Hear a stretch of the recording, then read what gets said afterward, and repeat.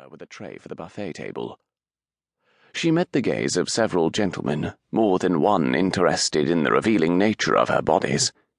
She wanted to pull the material up, but it was so tight around her breasts that tugging on it wouldn't have accomplished anything. No, she was definitely not a fan of these fashions. But she wasn't all that fond of hoops and crinolines either. The two dresses she'd been given on coming to work at Blackhall Castle were comfortable and only necessitated one petticoat. After all, one didn't expect a maid to be the height of fashion. After her father's book was published, and she no longer needed to be employed, she was not going to worry about what she wore. She'd wear something both comfortable and pretty. Turning her head to her right, she watched as lightning illuminated the lawn and the encroaching trees. The woods were so dark and so ominous that she sometimes had the thought that the trees pulled up their roots and made a slight step toward Blackhall each night. All the other plants, plus the undergrowth and saplings, obediently followed their elders. If the gardeners weren't industrious enough, perhaps one day the forest would be right outside the window when she awoke. Instead of the turrets and fireplaces of Blackhall, she would see only branches and leaves waving good morning. A man leered at her. She looked away, only to find herself the object of another man's stare. Did they know she was an impostor, a woman in fancy dress who didn't belong with all these dignitaries and important invited guests?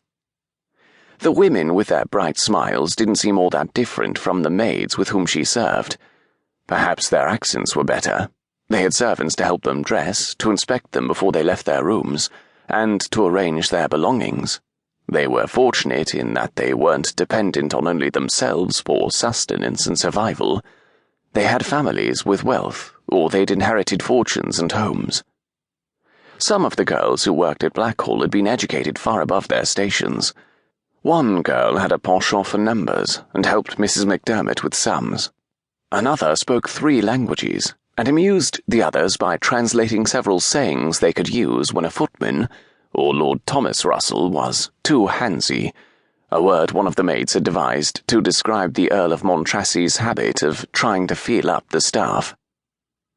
She hadn't been around the peerage growing up. Her father's friends were learned men who preferred either traipsing through woods, bogs, and marshes, or conversing in smoky, dark pubs.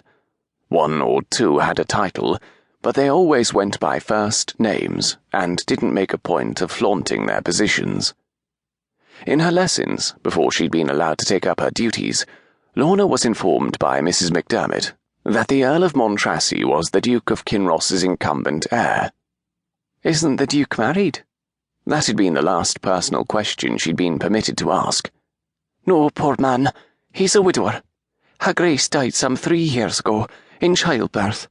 The housekeeper shook her head. "The wee one didn't make it either."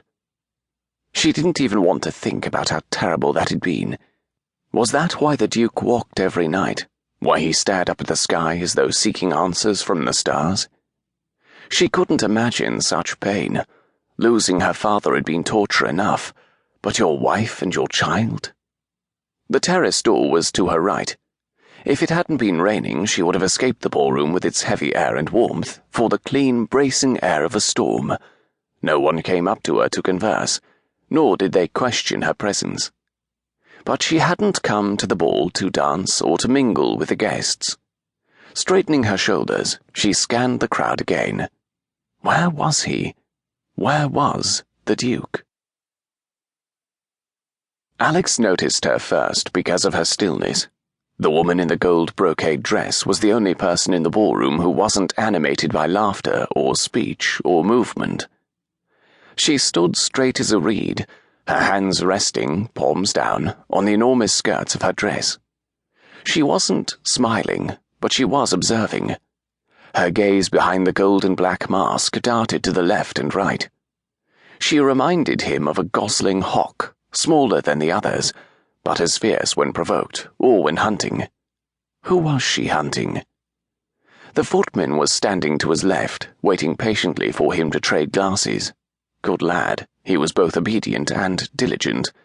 This was Alex's 3rd whiskey, and it was finally beginning to numb some of the anger. With any luck, he could get through the rest of the night without accusing